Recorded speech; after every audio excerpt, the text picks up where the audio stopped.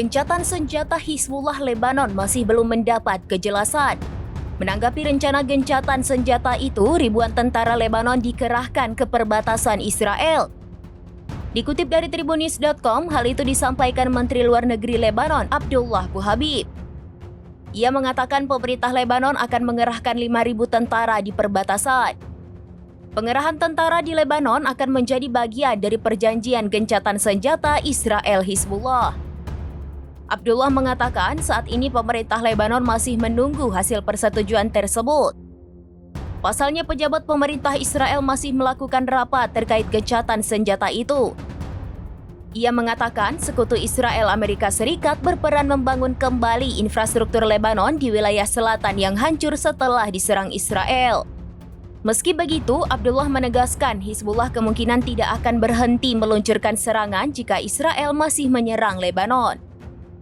Sementara surat kabar Israel melaporkan Perdana Menteri Benjamin Netanyahu sedang mengadakan pembicaraan dengan wali kota di perbatasan utara. Selain itu, Netanyahu sedang membuat pernyataan untuk disampaikan ke media dan publik.